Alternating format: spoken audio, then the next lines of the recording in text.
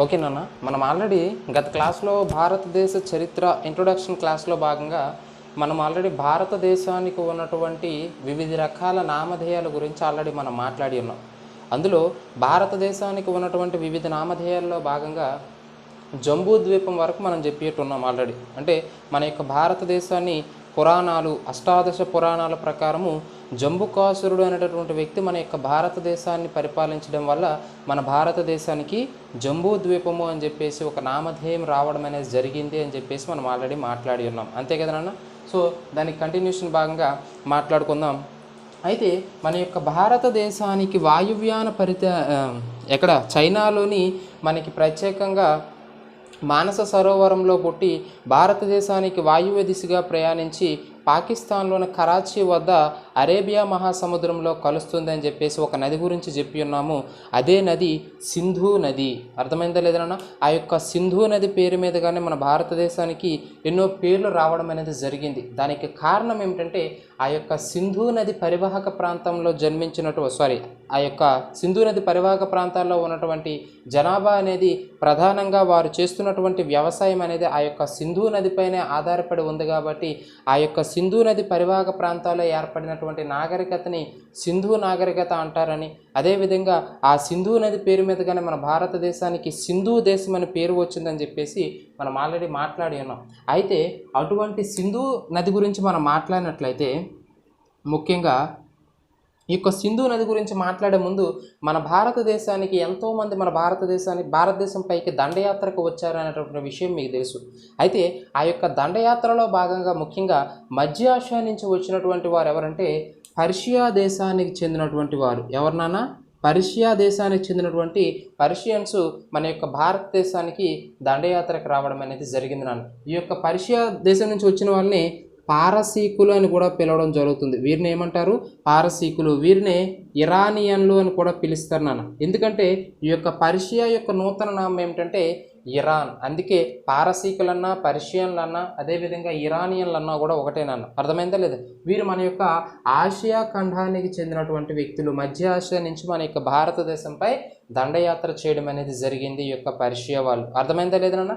అయితే వీళ్ళు క్రీస్తు పూర్వం 6వ శతాబ్దంలో మన యొక్క భారతదేశంపై దండయాత్ర చేశారు నాన్న. ఎవరు?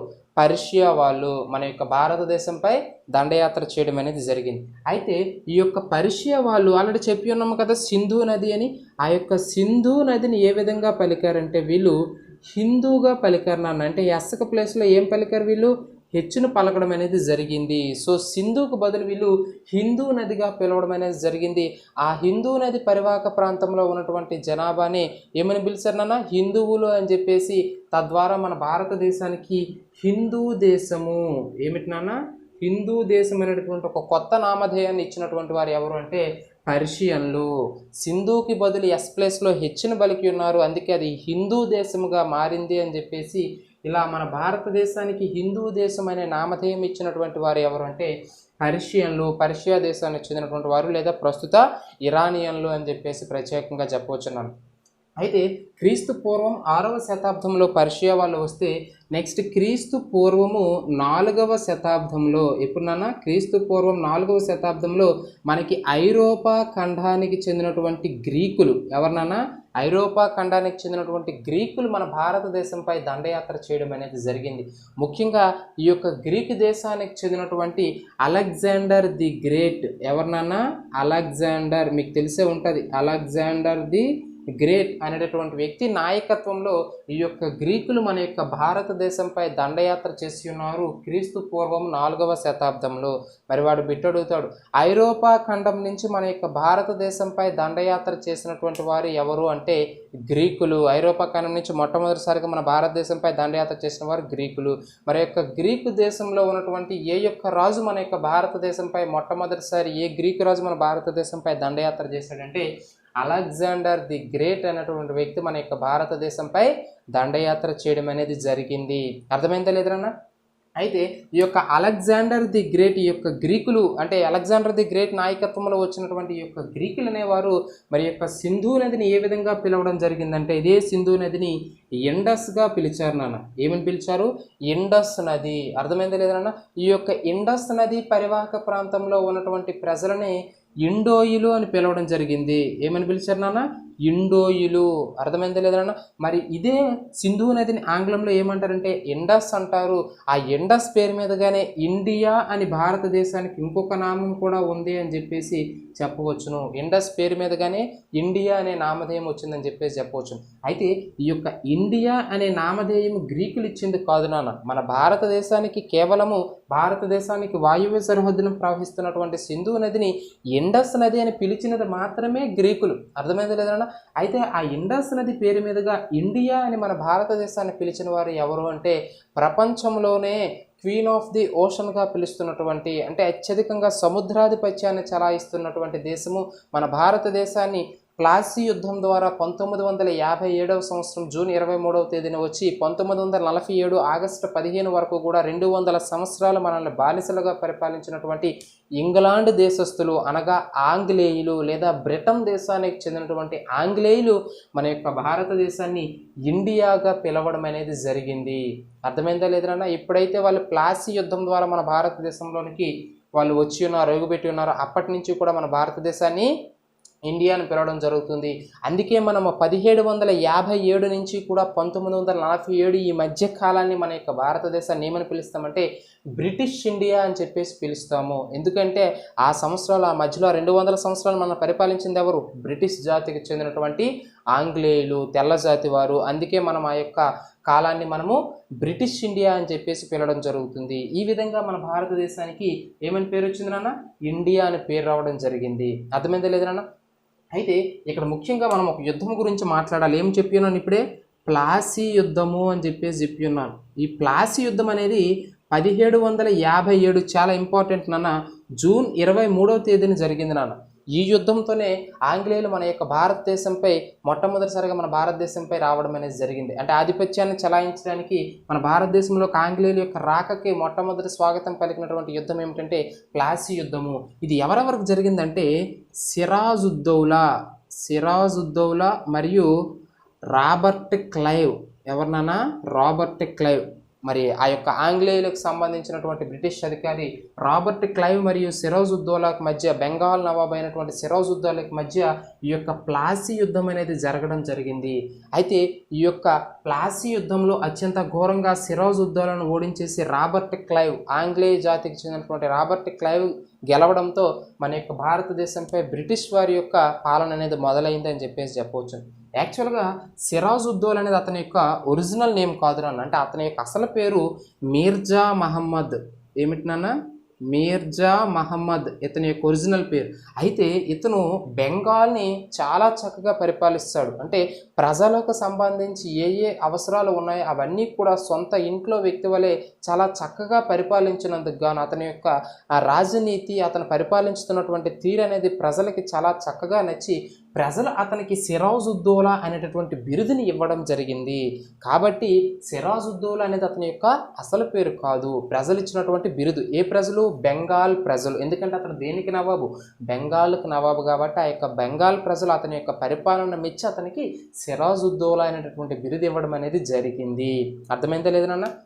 అయితే అతని యొక్క ఒరిజినల్ నేమ్ ఏమిటని అడిగితే మీర్జా మహమ్మద్ అని చెప్పేసి చెప్పవచ్చును. సో ఈ విధంగా సిరాజుద్దౌలా మరియు రాబర్ట్ క్లైవ్కి మధ్య జరిగినటువంటి ప్లాసీ యుద్ధంలో అత్యంత ఘోర పరాజయం పొందినటువంటి సిరాజుద్దౌలాను ఓడించారు రాబర్ట్ క్లైవ్.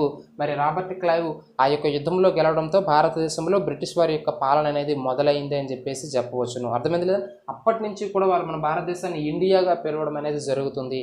అయితే మరి మనకి స్వాతంత్ర్యం ఎప్పుడు వచ్చిందంటే 1947 ఆగస్టు 15వ తేదీన మనకి వచ్చింది. ఎంతోమంది స్వాతంత్ర సమరయోధుల ప్రాణత్యాగ ఫలితము, వారు చేసినటువంటి విశేషమైనటువంటి కృషి, మహోన్నతమైనటువంటి కృషి ఫలితంగా మనకి 200 సంవత్సరాల తర్వాత ఈ యొక్క బ్రిటిష్ వారి బానిస సంఖ్యల నుంచి మనం విముక్తి పొందాము అని చెప్పేసి చెప్పవచ్చును.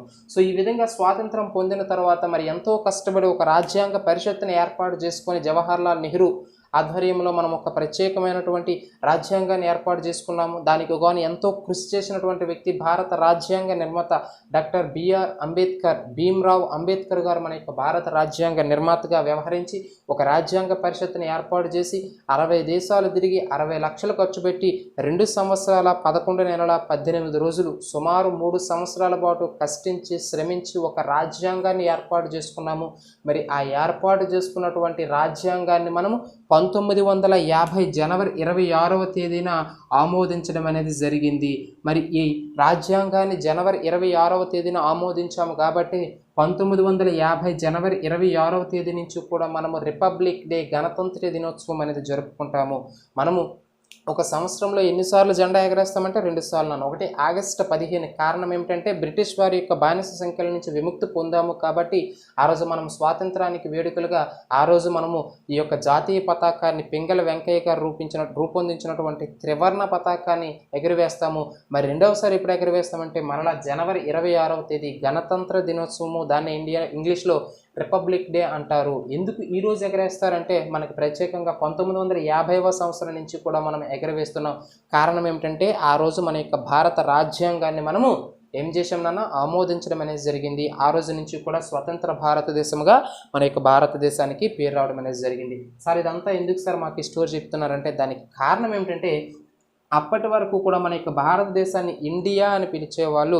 మరి స్వాతంత్రం పొందిన తర్వాత ప్రత్యేకంగా మనకంటూ ఒక గుర్తింపు ఉండాలి కాబట్టి 1950 జనవరి 26వ తేదీన మన యొక్క భారత రాజ్యాంగాన్ని ఆమోదించినప్పటి నుంచి కూడా మన యొక్క భారతదేశాన్ని మనం ఏమని పిలుస్తున్నామంటే భారత్ అని సంబోధించడం అనేది జరిగింది. అప్పటి నుంచి కూడా అంటే ఇండియా అనేది మానేసి ప్రత్యేకంగా మన యొక్క భారత రాజ్యాంగంలో మన భారతదేశాన్ని ఏమని చెప్తున్నాం నాన్న, భారత్ అని పిలవడం అనేది జరుగుతుంది. అర్థమైంది లేదన్నా, మనకి రాజ్యాంగంలో 1వ అధికారాన్ని కూడా అదే తెలియజేస్తుంది మనకి ప్రత్యేకంగా. అర్థమైంది లేదన్నా. సో అప్పటి నుంచి కూడా మనము భారత్ అని పిలవడం జరుగుతుంది. అంటే ఇది ఒక నామధేయం. అంటే ఇప్పుడు మనం చెప్పినటువంటి ఈ యొక్క ఏమిటినన్నా హిందూ దేశం అయితేనేమి, అదేవిధంగా ప్రత్యేకంగా ఇక్కడ ఏం చెప్పి ఉన్నాం ఇండోయిల్ అని, ఇండియా అని పిలిచేటటువంటి ఈ యొక్క ప్రత్యేకమైనటువంటి నామధేయాలతో పాటుగా భారత్ అనేటటువంటి నామధేయం మనం ఎప్పటి నుంచి మన భారతదేశానికి పెట్టి ఉన్నామంటే భారత రాజ్యాంగాన్ని ఆమోదించినటువంటి 1950 జనవరి 26వ తేదీ నుంచి కూడా మనము మన యొక్క భారతదేశాన్ని భారత్గా పిలవడం అనేది జరుగుతుంది అని చెప్పేసి మనం ప్రత్యేకంగా చెప్పవచ్చు. ఇది మనకి ఉన్నటువంటి పేర్లు. నెక్స్ట్ తీసుకున్నట్లయితే భారతదేశానికి ఉన్నటువంటి ఇంకొక నామధేయం ఏమిటంటే జిమ్మీల దేశము. ఏమి దేశం నాన్న? జిమ్మీల దేశము. మరి జిమ్మీల దేశం గురించి మాట్లాడాలంటే ఇంకొకరు మన యొక్క భారతదేశంపై ఎంతోమంది, ఒకరు కాదు రెండు కాదు నాన్న, చాలామంది మన భారతదేశంలో ఉన్నటువంటి అఖండమైనటువంటి సంపదను దోచుకెళ్లడం కోసం ఎంతోమంది విదేశీయులు మన యొక్క భారతదేశంపై దండయాత్రలు చేసి ఉన్నారు. వారిలో ఇంకొకరు ఎవరంటే అరేబియా తీర ప్రాంతానికి చెందినటువంటి అరబ్బులు. ఎవరినన్నా? అరేబియా ప్రాంతానికి చెందినటువంటి అరబ్బులు అనేవారు మన యొక్క భారతదేశంపై దండయాత్ర చేయడం అనేది జరిగింది. అర్థమైందా లేదా నాన్న? అయితే వీరెవరు అంటే ముస్లింలు నాన్న. ఎవరు వీళ్ళు? ముస్లింలు. అర్థమైందా లేదా? అయితే క్రీస్తు శకము ఎప్పుడు నాన్న? క్రీస్తు శకము 712వ సంవత్సరంలో. అర్థమైందా లేదన్నా? క్రీస్తు శకము 712వ సంవత్సరంలో మన యొక్క భారతదేశంపైకి దండెత్తినటువంటి ముస్లిం నాయకుడు ఎవరు అంటే అర్థమైందా లేదన్నా? మహమ్మద్ బిన్ కాసిం. మహమ్మద్ బిన్ కాసిం మన యొక్క భారతదేశంపై క్రీస్తు శకం 712వ సంవత్సరంలో దండయాత్ర చేసినటువంటి ముస్లిం నాయకుడు అని చెప్పేసి చెప్పవచ్చున్నాను. అర్థమైందా లేదా? అయితే ఈ యొక్క మహమ్మద్ బిన్ కాసిం అనేవాడు మన యొక్క భారతదేశానికి జిమ్మీల దేశము అని చెప్పేసి ఒక నామధేయం ఇవ్వడం అనేది జరిగింది. ఎందుకు సార్ జిమ్మీల దేశము అనేటువంటి పేరు ఇచ్చారు? ఏమిటి జిమ్మీల దేశము అంటే ప్రత్యేకంగా ఇతను ఎవరు? మహమ్మద్ బిన్ కాసిం అనేది ప్రత్యేకంగా మరి మీకు తెలుసు, అందులోనే ఉంది. అతని యొక్క పేరులో అర్థమవుతుంది అతను ఏ జాతికి చెందినటువంటి వ్యక్తి? ముస్లిం మతానికి చెందినటువంటి వ్యక్తి. అయితే ఇతను ఏం చేశాడంటే హిందువులు అనేవారు హిందువులను చూడగానే ఇతనికి అసహ్యం అనమాట. సో ఇతను ఏం చేశాడంటే ఎవరైతే హిందువులు ఉన్నారో వాళ్ళందరికీ కూడా పన్నును వేయడం అనేది జరిగింది నాన్న. ఆ యొక్క పన్నే ట్యాక్స్ అంటారు, టోల్ ట్యాక్స్ అని చెప్తారు దాన్నే. అదే ఏమిటంటే జిజియా పన్ను. జిజియా పన్నుని భారతదేశంలో ప్రవేశపెట్టినటువంటి మొట్టమొదటి వ్యక్తి ఎవడు అంటే ముస్లిం పాలకుడు మహమ్మద్ బిన్ కాసిం. ఎవరిపై వేశాడు ఆ యొక్క జిజియా పన్ను అంటే ముస్లిమేతరులు. ముస్లిమేతరులు అంటే దానికి కారణం ఏమిటి, దాని యొక్క అర్థం ఏమిటి? ముస్లిం ఏతరులు అంటే ఇతరులు, ముస్లింలు కాకుండా ఇతరులు ఎవరైతే ఉన్నారో, ముస్లింలు కాకుండా ఇతరులు ఎవరు? హిందువులు. అనగా ముస్లింల మీద కాకుండా, ముస్లింల మీద పన్ను వేయలేదు, దానికి కారణం ఏమిటి? అతను కూడా ముస్లిమే, సో వాళ్ళకి పన్ను లేదు. పన్ను ఎవరికి ఉంది? ట్యాక్స్ కట్టాల్సింది మనము హిందువులు. సో హిందువులపై జిజియా పన్నును ప్రవేశపెట్టినటువంటి మొట్టమొదటి వ్యక్తి ఎవరు అంటే మహమ్మద్ బిన్ కాసిం, ముస్లిం మతానికి చెందినటువంటి వ్యక్తి. అర్థమైందా లేదన్నా? సో అయితే ఈ యొక్క జిజియా పన్ను ఎవరి మీద వేశాడు అన్న అంటే ఎవరిపైన వేశాడు? మన యొక్క హిందువులపై వేశాడు. అర్థమైందా లేదనన్నా? అయితే మన యొక్క ఎవరైతే హిందువులు ఉన్నారో, ముస్లింలు కాకుండా ఎవరైతే మిగతా హిందువులు ఉన్నారో వారిని జిమ్మీలు అని చెప్పేసి పిలవడం జరిగింది మహమ్మద్ బిన్ కాసిం. ఆ జిమ్మీలపై వేసేటటువంటి పన్నే జిజియా పన్ను. దీనిని టోల్ ట్యాక్స్ అని కూడా పిలవడం జరుగుతుంది. టోల్ ట్యాక్స్ అని దేన్ని పిలుస్తారంటే జిజియా పన్నుని. జిమ్మీలపై జిజియా పన్నును ప్రవేశపెట్టినటువంటి మొట్టమొదటి వ్యక్తి ఎవడు? మహమ్మద్ బిన్ కాసిం. భారతదేశంపై దండయాత్ర చేసినటువంటి మొట్టమొదటి ముస్లిం పాలకుడు ఎవడు? మహమ్మద్ బిన్ కాసిం. అర్థమైంది లేదా? భారతదేశానికి జిమ్మీల దేశం అని చెప్పేసి ఒక ప్రత్యేకమైనటువంటి నామధేయాన్ని ఇచ్చినటువంటి వ్యక్తి ఎవడు అంటే మహమ్మద్ బిన్ కాసిం అని చెప్పి ఉండాలి. అర్థమైందా లేదన్నా? అయితే నెక్స్ట్ తీసుకున్నట్లయితే కాఫిర్ల దేశము. ఏమిటి నాన్న? కాఫిర్ల దేశం ఇంకొక నామధేయం. విశేషమైనటువంటి ఒక మహోన్నతమైనటువంటి భారతదేశానికి ఒక గుర్తింపు పొందడానికి కారణం ఈ యొక్క వివిధ రకాల నామధేయాలు నాన్న. ఎంతోమంది దండయాత్రకు వచ్చి ఉన్నారు, వచ్చిన ప్రతి ఒక్కరికి ఒక నామధేయాన్ని పెట్టి వెళ్ళిపోవడం అనేది జరిగింది. ఆ విధంగా మన యొక్క భారతదేశంలో ఉన్నటువంటి, భారతదేశంపై దండయాత్ర చేసినటువంటి తురుష్కులు ఎవరినన్నా? తురుష్కులు. వీరు కూడా ముస్లిమ్సే నాన్న, వీరు కూడా ముస్లిమ్సే. మనకు ముఖ్యంగా మీరు గుర్తుంచుకోవాలి, ప్రాచీన భారతదేశ చరిత్ర, మధ్యయుగ భారతదేశ చరిత్ర, ఆధునిక భారతదేశ చరిత్ర. ప్రాచీన భారతదేశ చరిత్రలో తీసుకున్నట్లయితే పరిపాలించిన వారు హిందువులు, మధ్యయుగ భారతదేశ చరిత్రలో పరిపాలించిన వారు ఎవరంటే ముస్లిములు నాన్న. అర్థమైందా లేదా? సో ఈ యొక్క తురుష్కులు మన యొక్క భారతదేశంపై మధ్యయుగంలో మన యొక్క భారతదేశంపై దండయాత్ర చేయడం అనేది జరిగింది. అయితే వీళ్ళు భారతదేశంపై దండయాత్ర చేసినటువంటి రెండవ ముస్లింలు ఎవరంటే తురుష్కులు నాన్న. మొట్టమొదటి ముస్లింలు ఎవరు? వీళ్ళు ఆల్రెడీ చెప్పి ఉన్నాం కదా, మహమ్మద్ బిన్ కాసిం, అరబులు అని చెప్పేసి ఆల్రెడీ చెప్పి ఉన్నాం. వారు మొట్టమొదటి వారు. రెండవ వారు ఎవరంటే తురుష్కులు అని చెప్పేసి చెప్పవచ్చున్నాం. యాక్చువల్గా అరబ్బులు, తురుష్కులు అనేవారు ఇద్దరూ కూడా ముస్లిం మతానికి చెందిన వారే, కానీ వేరువేరుగా ఎందుకు ఉన్నారంటే వీళ్ళ యొక్క దేశాలు వేరు. అర్థమైందా లేదన్నా? వీళ్ళది ఒక దేశం, తురుష్కులది ఒక దేశం. అంతేగాని మతం మాత్రం ఇద్దరిది కూడా ఒకటే. అదే ఏ మతం అంటే ముస్లిం మతము అని చెప్పేసి ప్రత్యేకంగా చెప్పవచ్చున్నాం. అయితే ఈ యొక్క తురుష్కులకు సంబంధించి ముఖ్యమైనటువంటి వాడు ఎవడంటే గజనీ మహమ్మద్. ఎవరినన్నా? గజనీ మహమ్మద్. ఇతను మన యొక్క భారతదేశంపై దండయాత్ర చేయడం అనేది జరిగింది. అర్థమైందా లేదన్నా? అయితే ఈ యొక్క గజనీ మహమ్మద్ మన యొక్క భారతదేశానికి పెట్టినటువంటి పేరే ఏమిటంటే ఈ యొక్క తురుష్కులు కాఫీర్ల దేశము. మరి కాఫీర్ల దేశం అంటే అర్థం ఏమిటి సార్ అంటే ప్రత్యేకంగా విగ్రహారాధకులు. అంటే భారతదేశంలో ఉన్నటువంటి హిందువులందరూ కూడా విగ్రహారాధన చేస్తారు, అంటే విగ్రహాలకు పూజలు చేస్తారు. మరి ఆ యొక్క విగ్రహారాధన చేసినటువంటి వ్యక్తులని ఏమని పిలుస్తారంటే కాఫీర్లు అని పిలుస్తారు. అందుకే మన భారతదేశానికి కాఫీర్ల దేశము అని చెప్పేసి ఒక ప్రత్యేకమైనటువంటి నామధేయాన్ని ఇచ్చినటువంటి వ్యక్తి ఎవడంటే తురుష్కుల రాజు అయినటువంటి గజనీ మహమ్మద్. చాలా ఇంపార్టెంట్ బిట్నన్న ఇది. ఎందుకంటే ప్రపంచంలోనే విగ్రహారాధనకు నిలయమైనటువంటి మొట్టమొదటి దేశం ఏది అంటే మన యొక్క భారతదేశము. ఇప్పటికీ కూడా మనకు ఆ సంస్కృతి, ఆ యొక్క నాగరికత అనేది కూడా ఇప్పటికీ కంటిన్యూ అవుతుంది. ప్రతి ఒక్క గ్రామాల్లో తీసుకున్న, పట్టణాల్లో తీసుకున్న యొక్క విగ్రహారాధన అనేది మన యొక్క సంస్కృతి, హిందువుల యొక్క సంస్కృతి, నాగరికత అని చెప్పవచ్చు. అందుకే విగ్రహారాధనకు పుట్టినిల్లు ఏమిటంటే మన యొక్క భారతదేశము అని చెప్పవచ్చును. ఈ విధంగా భారతదేశానికి కాఫీర్ల దేశము అని చెప్పేసి ఒక ప్రత్యేకమైనటువంటి నామధేయాన్ని ఇచ్చినటువంటి వ్యక్తి ఎవరు అంటే గజనీ మహమ్మద్. మరి వీటితో పాటు చివరిగా మన యొక్క భారతదేశానికి ఉన్నటువంటి ఇంకొక నామధేయం ఏమిటంటే హిందూస్థాన్. ఏమిటనన్నా? హిందూస్థాన్. మన యొక్క భారతదేశానికి ఉన్నటువంటి ఇంకొక నామధేయం హిందూస్థాన్. అంటే ఏమిటంటే మన యొక్క భారతదేశంలో నివసిస్తున్నటువంటి హిందువులు ఎక్కడైతే నివసిస్తున్నారో ఆ యొక్క హిందువులు నివసించేటటువంటి ప్రదేశాన్ని హిందూస్థాన్ అని చెప్పేసి మనకి ఆంగ్లేయుల యొక్క నామధేయాన్ని ఇవ్వడం జరిగింది. ఆంగ్లేయులు అంటే ఎవరినన్నా? బ్రిటిష్ వారు. అంటే ఆంగ్లేయులు మనకి ఇండియాతో పాటు ఇంకొక నామధేయాన్ని ఏమిటి పెట్టి ఉన్నారు? హిందూస్థాన్ అని పెట్టి ఉన్నారు. హిందూస్థాన్ అంటే హిందువులు ఎక్కడైతే నివసించుచున్నారో ఆ యొక్క ప్రాంతాన్నే హిందుస్థాన్ అని పిలవడం జరుగుతుంది అని చెప్పేసి ఈ విధంగా భారతదేశానికి విశేషమైనటువంటి భరతవర్షము, భరతఖండము, భారతదేశము, భారత్, జిమ్మీల దేశము, కాఫీర్ల దేశము, అర్థమైందో లేదు నాన్న. అదేవిధంగా సింధు దేశము, ఇండియా, భారత్ అని చెప్పేసి ఇలా వివిధమైనటువంటి రకాల పేరుతో భారతదేశ చరిత్రకి ఒక ఘనత ఒక మహోన్నతమైనటువంటి, మహోత్కృష్టమైనటువంటి, ఒక ప్రత్యేకమైనటువంటి విశేష కృషి చేసినటువంటి ఈ యొక్క చరిత్రకారులకైతేనేమి, మన భారతదేశ చరిత్రకైతేనేమి మనం ఎప్పుడూ కూడా గౌరవం ఇవ్వాల్సి ఉంది. అర్థమైంది లేదన్నా. ఒక గొప్ప నాగరికతను పరిచయం చేసింది మన యొక్క చరిత్ర. ఆ యొక్క సింధు నది మనం ఆల్రెడీ ముందు క్లాసులో మాట్లాడుతున్నాం. ఆ యొక్క సింధు నదికి సంబంధించి ఉన్నటువంటి ఆ యొక్క నాగరికత అనేది మన యొక్క భారతదేశ ప్రజలని ఎంతగానో మోటివేట్ చేసింది అని చెప్పేసి ప్రత్యేకంగా చెప్పవచ్చును. వారి యొక్క ప్రధాన పంట ఏమిటినన్నా సింధు నాగరికత, సింధు నది పరివాహక ప్రాంతాల్లో నివసించినటువంటి ప్రజలు నెలకొల్పినటువంటి సింధు నాగరికతలో ప్రధానమైనటువంటి పంట ఏమిటంటే మనకి ముఖ్యంగా వ్యవసాయం అనేది చేసి ఉన్నారని చెప్పేసి చెప్పవచ్చును. మరి ఆ వ్యవసాయం అనేది ఇప్పటికీ కూడా మన యొక్క భారతదేశ ఆర్థిక వ్యవస్థలో వ్యవసాయం అనేది ఒక ముఖ్యమైనటువంటి పాత్ర పోషిస్తుంది అని చెప్పేసి చెప్పవచ్చును. అది మనం మన యొక్క సంస్కృతి నుంచే, మన యొక్క నాగరికత నుంచే గ్రహించామని చెప్పేసి చెప్పవచ్చును. ఇది మనకి వివిధ రకాల నామధేయాలు భారతదేశానికి ఉన్నటువంటిది. నెక్స్ట్ ఏమిటంటే ఆధారాలు తీసుకోవాలన్న.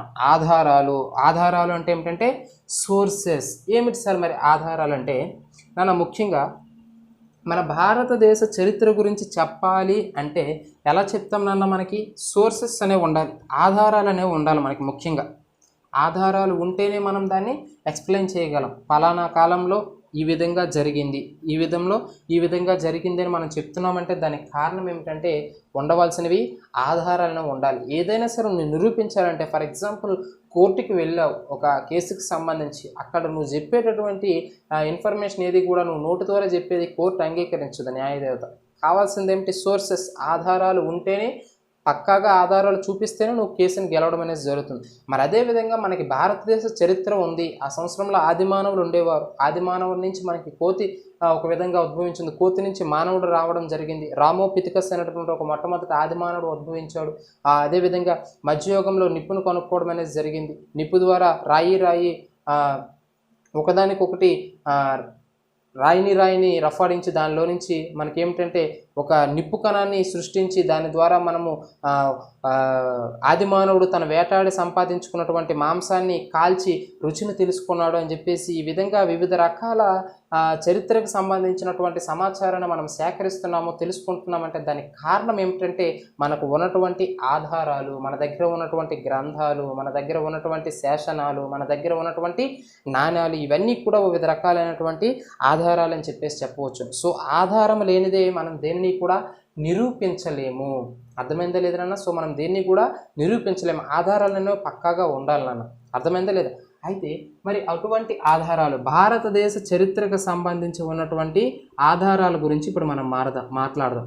సోర్సెస్ ఆఫ్ ఇండియన్ హిస్టరీ అంటే భారతదేశ చరిత్రకు సంబంధించి ఉన్నటువంటి ఆధారాలు. మరి ముఖ్యంగా ఆధారాలు అంటే ఏమిటో మనకు ముఖ్యంగా తెలియాలి నాన్న. ఏమిటంటే ఆధారాల డెఫినేషన్ తెలియాలి. మరి ఆధారాలు అంటున్నారు, చరిత్ర గురించి తెలియాలంటే ఆధారాలు తెలియాలంటున్నారు. మరి యొక్క ఆధారాలు అంటే ఏమిటి, డెఫినేషన్ ఏమిటి అంటే ముఖ్యంగా గతంలో జరిగినటువంటి సంఘటనలు. ఏమిటి నాన్న? గతంలో జరిగినటువంటి సంఘటనలు విడిచిపెట్టి వెళ్ళిన అవశేషపు దృశ్య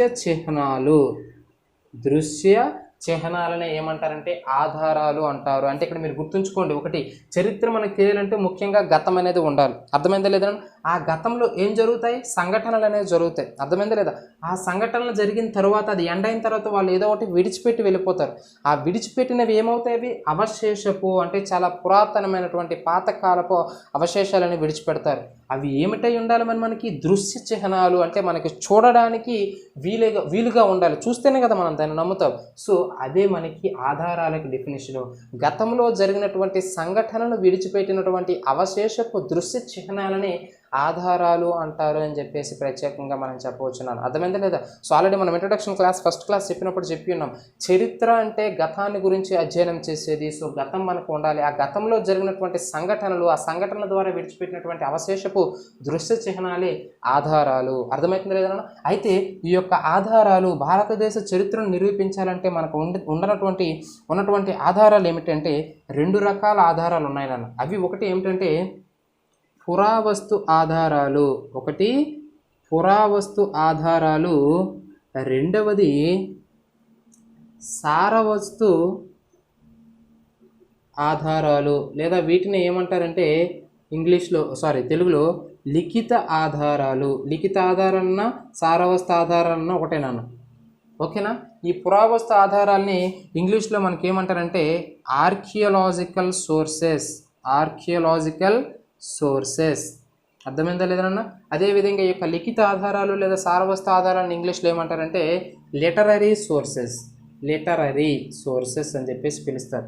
ఈ విధంగా మన యొక్క భారతదేశ చరిత్రను గురించి అధ్యయనం చేయడానికి మనకు ఉన్నటువంటి ఆధారాలు ఏమిటంటే 2 రకాల ఆధారాలు ఉన్నాయి. ఒకటి పురావస్తు ఆధారాలు, 2 సారవస్తు ఆధారాలు అని చెప్పేసి చెప్పవచ్చున్నాను ముఖ్యంగా. అయితే ఈ యొక్క పురావస్తు ఆధారాలు అంటే ఏమిటి, ఈ యొక్క లిఖిత ఆధారాలు లేదా సారవస్తు ఆధారాలు అంటే ఏమిటి సార్ గురించి ప్రత్యేకంగా మాట్లాడినట్లయితే ముఖ్యంగా ఈ రెండింటి మధ్య కూడా డిఫరెన్స్ అనేది తెలియాలన్న, అంటే వేరియేషన్ అనేది తెలియాలి, రెండింటి మధ్య తేడా.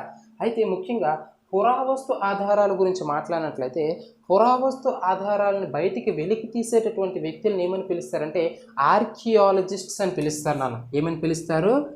ఆర్కియాలజిస్ట్స్. అంటే అర్థం ఏమిటి నాన్న? ముఖ్యంగా పురావస్తు శాస్త్రజ్ఞులు. వారే వాటిని ప్రత్యేకంగా ఒక బృందం ఉంటుంది, వారే వాటిని త్రవ్వి వెలికి తీసి బయటికి తీయడం అనేది జరుగుతుంది. అర్థమైందా లేదా నాన్న? అయితే ఈ యొక్క ఆర్కియాలజిస్ట్స్ అని ఎవరిని అంటారు? వస్తు అవశేషాలను బయటికి వెలికి తీసేవారిని. అదేవిధంగా మరి యొక్క లిఖిత గ్రంథాల గురించి మాట్లాడినట్లయితే ఈ యొక్క గ్రంథాలను లిఖించే వారిని ఏమంటారంటే గ్రంథకర్తలు. ఏమంటారు నాన్న? గ్రంథకర్తలు. అర్థమైందా లేదా నాన్న? చాలా ఇంపార్టెంట్, ఓకేనా? అదేవిధంగా ఈ యొక్క పురావస్తు ఆధారాలు మనకి ఏ విధంగా లభిస్తాయంటే వస్తు అవశేషాల రూపంలో మనకి దొరకడం అనేది జరుగుతుంది. అంటే వస్తువుల రూపంలో మనకు దొరికితే పురావస్తు ఆధారాలు అనేవి ఏమిటినా వస్తువుల రూపంలో. అదే మనకి ఈ యొక్క లిఖిత ఆధారాలు ఎలా దొరుకుతాయి? మనకి పుస్తకాలు లేదా గ్రంథాల రూపంలో దొరుకుతాయి. పుస్తకాలు లేదా గ్రంథాల రూపంలో మనకి లభ్యమవుతాయి.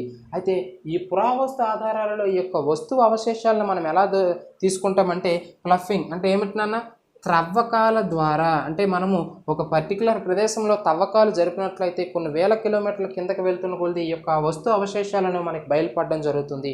సో వీటిని మనం ఏ విధంగా పొందగలమంటే త్రవ్వకాల ద్వారా పొందగలము. మరి ఈ విధంగా త్రవ్వకాల ద్వారా పొందినటువంటి ఈ యొక్క అవశేషాలను మనం ఎక్కడ భద్రపరుస్తామంటే ముఖ్యంగా ఆర్కియలాజికల్ మ్యూజియంస్. ఏమిటినా ఆర్కియాలజికల్ మ్యూజియంస్ అనేవి ఉంటాయంటే పురావస్తు మ్యూజియంలో ఉంటాయి. ఆ యొక్క పురావస్తు మ్యూజియంలో భద్రపరుస్తారు ఈ యొక్క దొరికినటువంటివి. ఫర్ ఎగ్జాంపుల్ ఒక పర్టికులర్ ప్రదేశంలో నువ్వు తవ్వకాలు మొదలుపెట్టావు, అక్కడికి సంబంధించి జైన మతానికి సంబంధించి లేదా బౌద్ధ మతానికి సంబంధించి లేదంటే మన యొక్క భారతదేశంలో ఉన్నటువంటి సింధు నాగరికతకు సంబంధించి నీకు ఏవో అవశేషాలు దొరికాయి లేదంటే విగ్రహాలు దొరికాయి. సో ఆ విగ్రహాలు ఏం చేస్తారు? వాటిని పురావస్తు శాఖ వారికి నువ్వు ఇన్ఫార్మ్ చేసినట్లయితే పురావస్తు శాఖ వారు వచ్చి నీ దగ్గర నుంచి సేకరించినటువంటి ఆ యొక్క విగ్రహాలను ఎక్కడ భద్రపరుస్తారంటే ఆర్కియాలజికల్ మ్యూజియంలో పెడతారు. ఫర్ ఎగ్జాంపుల్ మనకు హైదరాబాద్లో ఉన్నటువంటి సాలార్జంగ్ మ్యూజియం కూడా దానికి ఒక ఎగ్జాంపుల్ అని చెప్పేసి చెప్పవచ్చు. అర్థమైంది లేదన్నా? సో ఈ విధంగా త్రవ్వకాల ద్వారా బయలుపడినటువంటి వస్తు అవశేషాలని గ్రంథాలయాల్లో ఎక్కడన్నా ఆర్కియాలజికల్ మ్యూజియంస్లో మనకి అవి ఏం చేస్తారు? భద్రపరుస్తారు. మరి ఈ విధంగా చూసుకున్నట్లయితే ఈ యొక్క లిఖిత ఆధారాలను ఎక్కడ మనకి భద్రపరుస్తారన్నా గ్రంథాలయాల్లో, లైబ్రరీస్ అంటారు వాటిని. అర్థమైందా లేదన్నా? గ్రంథాలయాల్లో భద్రపరుస్తారు. ఈ విధంగా మనకు దొరికినటువంటి పుస్తకాలు లేదా గ్రంథాలను ఎందులో మనకి భద్రపరుస్తానా? గ్రంథాలలో. అర్థమైందా లేదన్నా? అదేవిధంగా ముఖ్యంగా ఈ యొక్క వస్తు అవశేషాలు లేదంటే ఈ యొక్క పురావస్తు ఆధారాల గురించి అధ్యయనం చేసేటటువంటి శాస్త్రాన్ని ఏమంటారంటే ఆర్కియాలజీ అంటారు నాన్న. ఆర్కియాలజీ చాలా ఇంపార్టెంట్. పురావస్తు శాస్త్రం గురించి లేదా పురావస్తు అవశేషాల గురించి అధ్యయనం చేసేటటువంటి శాస్త్రం ఏమిటంటే ఆర్కియాలజీ. అర్థమైందా లేదన్నా? ఈ యొక్క ఆర్కియాలజీ అనేది ఇది ఒక గ్రీకు పదము, రెండు పదాల కలయిక, రెండు గ్రీకు పదాల కలయిక, ఆర్కియో ప్లస్ ఆలజీ, ఆర్కియాలజీ. అందులో ఆర్కియో అంటే ఏమిటంటే ప్రాచీన అని అర్థము, ఆలజీ అంటే ఏమిటంటే వస్తువులు, అనగా రెండు పదాలు అంటే ప్రాచీన వస్తువుల కలయికే ఏమిటంటే మనకి పురావస్తు ఆధారాలు అని చెప్పేసి ఈ యొక్క గ్రీకు పదం తెలియజేయడం అనేది జరుగుతుంది. అర్థమైందా లేదన్నా? చాలా ఇంపార్టెంట్. అయితే మన యొక్క భారతదేశంలో తీసుకున్నట్లయితే భారతదేశంలో తీసుకున్నట్లయితే ఈ యొక్క పురావస్తు శాఖ పితామహుడు అని ఎవరిని అంటారంటే, పురావస్తు శాఖ పితామహుడు ఎవరిని అంటారంటే ముఖ్యంగా అలెగ్జాండర్ కన్నింగ్ హోమ్ అనేటువంటి వ్యక్తిని పురావస్తు శాఖ పితామహుడు అంటే it means the father of the archaeology department, the father of archaeology అని చెప్పేసి ఎవరిని పిలుస్తారంటే నాన్న అలెగ్జాండర్ కన్నింగ్ హోమ్ అని పిలవడం జరుగుతుంది. ఎందుకంటే మనకి 1861వ సంవత్సరంలో ఏఎస్ఐ అంటే ఏమిటి నాన్న, ఆర్కియలాజికల్ సోర్సెస్ ఆఫ్ ఇండియా అంటే మన యొక్క భారతదేశ పురావస్తు శాఖని ఏర్పాటు చేయడం అనేది జరిగింది.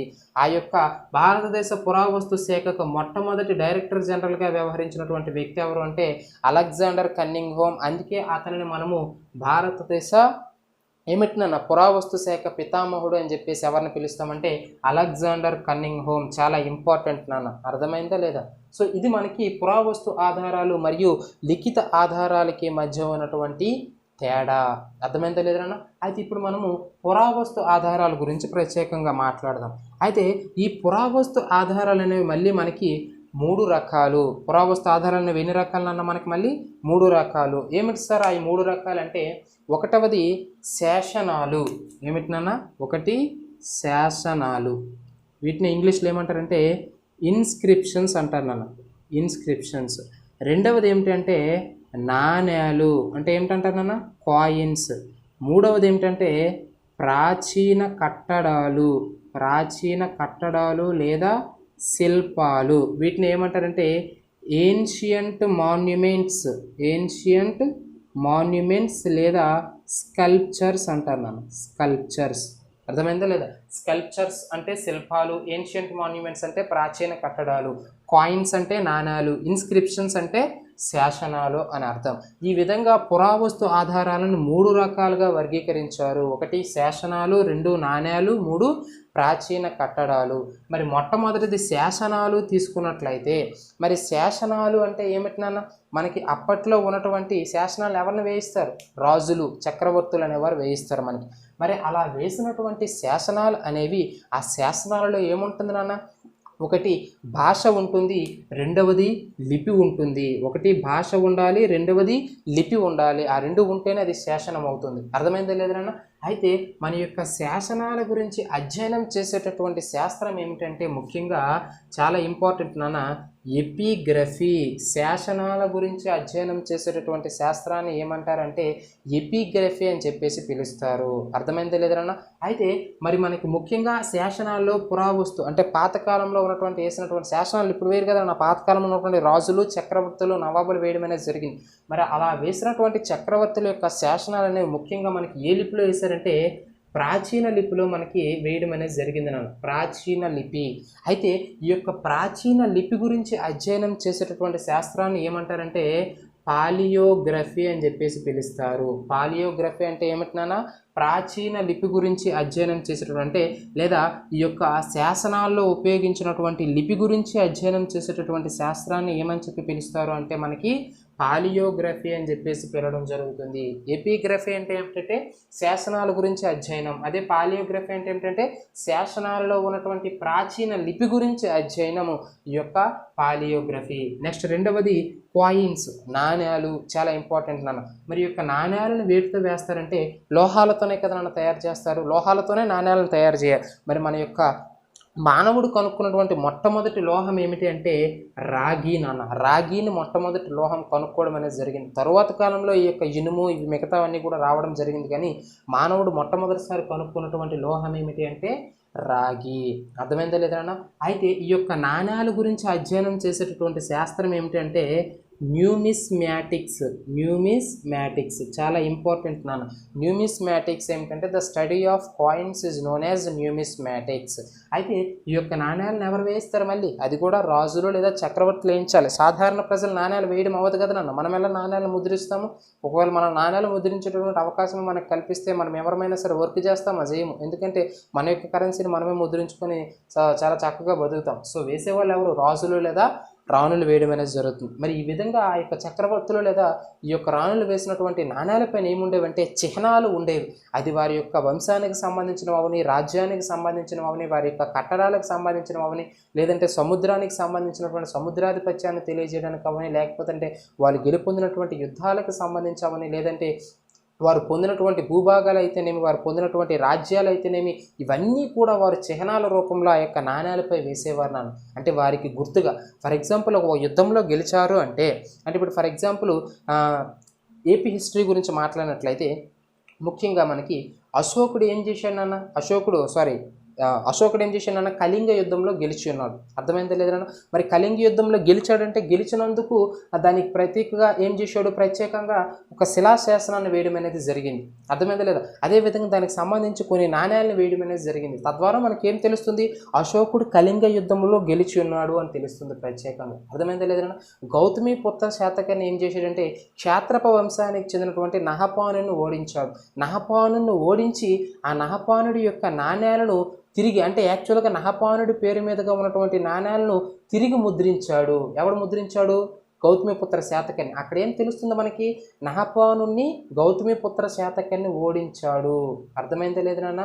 అందుకే ముఖ్యంగా గౌతమిపుత్ర శాతకర్ణి బిరుదు వచ్చింది. అదే ఏమిటంటే క్షత్రియ దర్పమాన అని చెప్పేసి. అర్థమైందా లేదు నాన్న?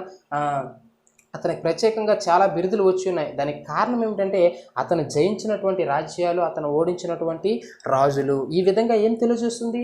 నాణ్యాలపై వారి యొక్క గొప్పతనము, వారు గెలుపొందినటువంటి విజయాలు, వారు గెలుపొందినటువంటి రాజ్యాల గురించి తెలియజేస్తుంది. మరి ఈ విధంగా ఆ నాణ్యాలపై ఉన్నటువంటి చిహ్నాల గురించి అధ్యయనం చేసేటటువంటి శాస్త్రాన్ని ఏమంటారంటే సిగిలోగ్రఫీ. ఏమిటినా? సిగిలోగ్రఫీ. సిగిలోగ్రఫీ అంటే అర్థం ఏమిటంటే నాణ్యాలపై ఉన్నటువంటి చిహ్నాల గురించి అధ్యయనం చేసేటటువంటి శాస్త్రాన్ని ఏమంటారంటే సిగిలోగ్రఫీ అని చెప్పేసి ప్రత్యేకంగా మనం పిలవడం జరుగుతుంది. అర్థమైంది లేదని ఈ యొక్క చాలా ఇంపార్టెంట్ ఇవన్నీ కూడా. అదేవిధంగా నెక్స్ట్ ప్రాచీన కట్టడాలు గురించి అధ్యయనం చేసేటటువంటి శాస్త్రము ఐకనోగ్రఫీ. ఐకనోగ్రఫీ అర్థమైంది లేదని? ప్రాచీన కట్టడాలు కూడా ఒక రకమైనటువంటి ఉదాహరణ. ఇప్పుడు ఉన్నటువంటి గోల్కొండ కోట అయితేనేమి, కట్టడాలు ఎన్నో కట్టడాలు, పురావస్తు కట్టడాలు చాలా ఉన్నాయి. ముఖ్యంగా మనకి గుడులు, ఇవన్నీ కూడా ప్రాచీన కాలంలో అప్పట్లో ఉన్నటువంటి రాజులే మనకి కట్టడం అనేది జరిగింది. సో ప్రాచీన కట్టడాలు కూడా మనకు ఒక ఉదాహరణ, చరిత్ర ఆధారాలకి అని చెప్పేసి చెప్పవచ్చు. అర్థమైందా లేదన్నా? సో ఆ యొక్క ప్రాచీన కట్టడాల గురించి అధ్యయనం చేసేటటువంటి శాస్త్రం ఏమిటి అంటే the study of the ancient monuments or sculptures is known as iconography. ఇక్కడే మనం దగ్గరగా ఒక 5 అధ్యయన శాస్త్రాలు చెప్పి ఉన్నాం. ఏమిటినన్నా? శాసనాల గురించి అధ్యయనం చేసేటటువంటి శాస్త్రం ఎపిగ్రఫీ, శాసనాల్లో ఉన్నటువంటి లిపిని గురించి అధ్యయనం చేసేటటువంటి శాస్త్రం పాలియోగ్రఫీ, నాణ్యాల గురించి అధ్యయనం చేసేటటువంటి శాస్త్రం న్యూమిస్మాటిక్, నాణ్యాలపై వేసినటువంటి చిత్రాల గురించి అధ్యయనం చేసేటటువంటి శాస్త్రం సిగిలోగ్రఫీ, అదేవిధంగా ప్రాచీన కట్టడాల గురించి అధ్యయనం చేసేటటువంటి శాస్త్రము ఐకనోగ్రఫీ. చాలా ఇంపార్టెంట్ నాన్న. మరి ఇక్కడ మనం శిల్పాలు కూడా చెప్పి ఉన్నాం. శిల్పాలు, పురాతన కాలంలో శిల్పాలను చెప్పి ఉండేవారు, చాలా ఇంపార్టెంట్. మనకి స్కల్ప్చర్స్ అంటారు వాటిని. స్కల్ప్చర్స్ ఇంగ్లీష్లో స్కల్ప్చర్స్ అంటే ఏమిటన్నా? స్కల్ప్చర్స్ మీన్స్ శిల్పాలు అని అర్థము. శిల్ప కళలు అనేవి అప్పట్లో ఒక గొప్పమైనటువంటి కళ. అర్థమైందా లేదా? ముఖ్యంగా ఈ కళల గురించి మాట్లాడినట్లయితే కళలు మళ్ళీ 3 రకాలు నాన్న. కళలు ఎన్ని రకాలు? 3 రకాలు. ఇవి మనము నిద్రలో కనేటటువంటి కళలు కాదు నాన్న. ప్రత్యేకంగా చారిత్రక యుగంలో వివిధ రకాల కళలు అనేవి వారి యొక్క టాలెంట్ని బయటకు వచ్చేవి. అర్థమైందా? వాటిని కళలు అంటారు. మరి అటువంటి కళలు అనేవి ఎన్ని రకాలంటే 3 రకాలు నాన్న. అర్థమైందా లేదా? అవి ఏమిటంటే ఒకటి చిత్రకళ, 2 వాస్తుకళ, 3 శిల్పకళ. ఈ విధంగా కళలు ఎన్ని రకాలంటే 3 రకాలు. 1 చిత్రకళ, 2 వాస్తుకళ, 3 శిల్పకళ. అర్థమైందో లేదన్నా? ఇవి మనకి పురావస్తు ఆధారాలు 3 రకాలు. 1 శాసనాలు, 2 నాణ్యాలు, 3 కట్టడాలు. అర్థమైందో లేదన్నా? అదేవిధంగా మనకి యువతలు ఏం చెప్పాము? లిఖిత ఆధారాలు చెప్పి ఉన్నాం. లిఖిత ఆధారాలు మళ్ళీ 2 రకాలు. అర్థమైందో లేదా? అవి ఏమిటంటే విదేశీ గ్రంథాలు, స్వదేశీ గ్రంథాలు. విదేశీ గ్రంథాలు అంటే ఏమిటి? మనకి వివిధ దేశాల నుంచి వచ్చినటువంటి ఈ యొక్క గ్రంథకర్తలు లేదా వివిధ దేశాల నుంచి వచ్చినటువంటి కవులు లేదా వివిధ దేశాల నుంచి వచ్చినటువంటి విదేశీ రాయబారులు మన యొక్క భారతదేశం గురించి రాస్తే, గ్రంథాలను రాస్తే, మన భారతదేశం మొత్తం పరిశీలించి లేదంటే ఒక వంశానికి సంబంధించి వాళ్ళు రాస్తే ఆ యొక్క గ్రంథాలను ఏమంటారంటే విదేశీ గ్రంథాలు అంటారు. ఫర్ ఎగ్జాంపుల్ మనము ప్రతి ఒక్కదాన్ని కూడా ఏపీ హిస్టరీతో ముడిపెట్టుకుంటూ ఉండాలి. మన యొక్క భారతదేశానికి ముఖ్యంగా తీసుకున్నట్లయితే టాలమీ అయినటువంటి వ్యక్తి మన భారతదేశానికి వచ్చి ఉన్నాడు. ద గైడ్ టు జాగ్రఫీ అయినటువంటి ఒక గ్రంథాన్ని రాసి ఉన్నాడు. అంటే అతను ఏమిటి, విదేశానికి సంబంధించినటువంటి వ్యక్తి. అర్థమైందా లేదన్నా? అదేవిధంగా పాహియాన్ అయినటువంటి వ్యక్తి మన భారతదేశానికి రావడం జరిగింది. కుయాన్ సాంగ్ అయినటువంటి చైనా యాత్రికుడు మన భారతదేశానికి రావడం జరిగింది. వీళ్ళు ఈ విధంగా వచ్చి మన భారతదేశంపై గ్రంథాల గురించి అధ్యయనం చేసి మనకి గ్రంథాన్ని అందించినట్లయితే వాటిని విదేశీ గ్రంథాలు అంటారు. ఫర్ ఎగ్జాంపుల్ చాలా ఇంపార్టెంట్ ఏమిటంటే మెగస్థనీస్ రాసినటువంటి ఇండికా గ్రంథం అనేది చాలా ప్రాచుర్యం పొందింది. మరి మెగస్థనీస్ అనేవాడు మన భారతదేశానికి చెందినటువంటి వ్యక్తి కాదు. సో మెగస్థనీస్ మనకి విదేశాల నుంచి రావడం అనేది జరిగింది. సో అందుకే అటువంటి వాటిని ఏమంటారంటే విదేశాల నుంచి వచ్చి మన భారతదేశం గురించి గ్రంథాలు రాసినట్లయితే వాటిని విదేశీ గ్రంథాలు అంటారు. ప్రత్యేకంగా మన భారతదేశంలో ఉన్నటువంటి కవులే మన భారతదేశం గురించి చరిత్ర గురించి రాసినట్లయితే వాటిని ఏమంటారంటే స్వదేశీ గ్రంథాలు అంటారు. ఫర్ ఎగ్జాంపుల్ శ్రీకృష్ణ దేవరాయలు మరి శ్రీకాకుళంలో మరి మన కృష్ణా జిల్లాలో ఉన్నటువంటి శ్రీకాకుళంలో కూర్చొని ప్రత్యేకంగా రాసి ఉన్నాడని చెప్పేసి ఆముక్త మాల్యద, దాన్ని విష్ణు చిట్టేయము, విష్ణువుకి సంబంధించి రాశారు కాబట్టి విష్ణు చిట్టేయం అని కూడా అంటారని చెప్పేసి ప్రత్యేకంగా శ్రీకృష్ణ దేవరాయలు రాసిన ఆముక్త మాల్యద అనేది మన భారతదేశ చరిత్ర గురించి తెలియజేస్తుంది.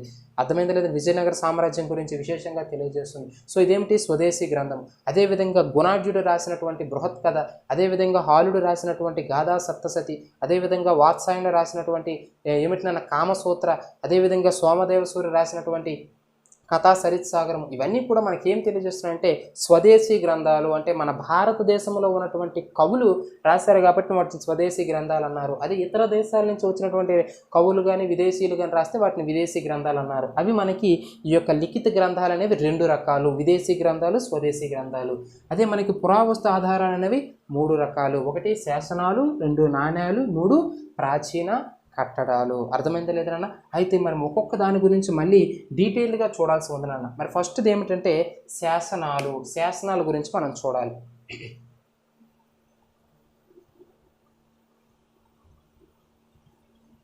పురావస్తు ఆధారాల్లో శాసనాల గురించి మనం డీటెయిల్గా చూసినట్లయితే మన యొక్క ప్రపంచంలోనే మొట్టమొదటిసారి శాసనాలను మనకి పరిచయం చేసినటువంటి దేశీయులు ఎవరు అంటే పర్షియన్లు. ఎవరినన్నా? పర్షియన్లు. ఆల్రెడీ మనం మాట్లాడి ఉన్నాం పర్షియన్లు. దీన్ని ప్రస్తుతం మనము ఇరాన్ అని చెప్పేసి పిలుస్తున్నాం. పర్షియా దేశం మనకి మొట్టమొదటిసారి ఈ యొక్క శాసనాలను పరిచయం చేసింది. ప్రపంచంలో మొట్టమొదటిసారి శాసనాలను వేయించినటువంటి దేశం ఏమిటి? పర్షియా లేదా ప్రస్తుత నామధేయం ఏమిటంటే ఇరాన్. మరి ఎవరు సార్ వేయించారు ఈ యొక్క శాసనాలను పర్షియా దేశంలో అంటే చాలా ఇంపార్టెంట్ నాన్న. అతనే ఎవరంటే డేరియస్ వన్ చాలా ఇంపార్టెంట్. ఇతనే సుసా శాసనాన్ని వేయించాడు. సుసా శాసనం చాలా ఇంపార్టెంట్. మరి డేరియస్ వన్ పర్షియా దేశానికి చెందినటువంటి ఈ యొక్క డేరియస్ వన్ అన్నటువంటి వ్యక్తి వేసినటువంటి శాసనం ఏమిటంటే సుసా శాసనము. అర్థమైందా లేదన్నా? చాలా ఇంపార్టెంట్. మరి యొక్క సుసా శాసనాన్ని వేసినటువంటి వ్యక్తి ఎవడు అంటాడు? Darius one. చాలా ఇంపార్టెంట్. అయితే